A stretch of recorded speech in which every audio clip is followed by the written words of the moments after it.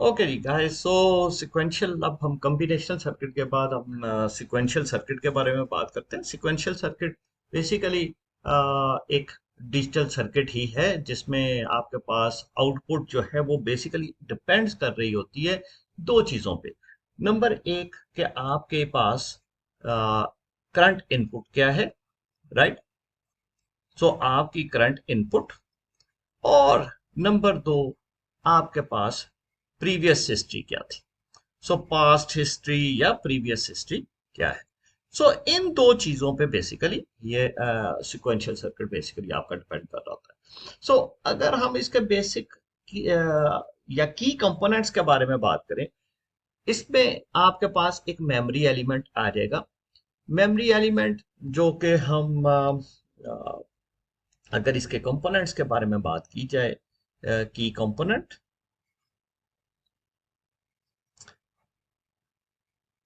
So number one, it has some, और memory किस form में हो सकती है? It would be in the form of latches या फ्लिप फ्लॉप्स। ठीक, लैचेस। सो मेमोरी का क्या मतलब है कि अगर आपने इनपुट रिमूव भी कर दी, इवन देन वो आपकी आउटपुट को वहां पे मेंटेन रखेगा, right?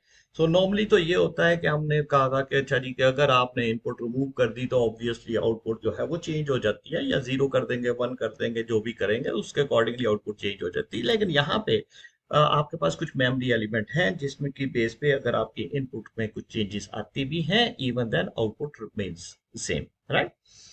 Okay, the second one is a combinational circuit. So combinational circuit के किसी भी तरह का कम्बिनेशनल सर्किट, जिसके बारे में हमने बहुत सारी बातें की थी कम्बिनेशनल लॉजिक्स में, हमने different half adder, full adder, multiplexer, decoder, encoder. So combinational कोई भी किसी भी सीक्वेंस का कोई भी जो रिक्वायर्ड जो उस रिक्वायरमेंट को मीट कर रहा हो, उस तरह का combinational circuit, right? And the third one is clock signal. Clock signal basically उसी की बेस पे ही वो कंट्रोल कर रहा है, वो एक टाइमिंग को कंट्रोल कर रहा है, और उसके अकॉर्डिंगली ही आपकी जो इनपुट्स हैं उसका इम्पैक्ट, और at the output of this sequential circuit वो डिपेंड करता है इस क्लॉक सिग्नल पे, राइट? ओके जी, सो सिक्वेंशियल सर्किट की बेसिकली दो टाइप्स हैं। एक है सिंक्रोनस और एक है एसिंक्रोनस। सिंक्रोनस सीक्वेंशियल सर्किट्स वो सीक्वेंशियल सर्किट्स हैं जो कि बेसिकली क्लॉक सिग्नल पे डिपेंड करते हैं, right?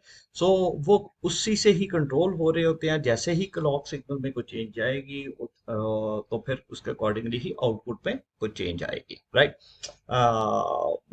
It all depends upon कि अच्छा जी के आपके इनपुट्स क्या हैं और कम्बिनेशनल सर्किट क्या है, और उसके अकॉर्डिंगली चेंजेस उस वक्त आएंगी जब क्लॉक सिग्नल होते हैं। So it depends upon the clock signal. अगर हम इसकी बात करें तो बेसिकली आपके पास रजिस्टर्स और जो काउंटर्स हैं, they are the examples of a synchronous sequential circuit. Whereas in a asynchronous sequential circuit, ये आपके क्लॉक सिग्नल पे डिपेंड नहीं करते, और इनपुट में जो भी चेंज आएगी एट वंस वो रिफ्लेक्ट होगी आपके आउटपुट में, right? So they are basically controlled independent on the clock signal, और कंट्रोल्ड बाय द इनपुट के इनपुट में जैसे ही चेंज आएगी फौरन आउटपुट में चेंज आएगी। जबकि सिंक्रोनस में आपके पास जो इनपुट में चेंज आई वो रिफ्लेक्ट कब होगी? वो रिफ्लेक्ट करेगी on the basis of the clock signal, right? So this is the basic difference between a synchronous and asynchronous sequential circuits, right?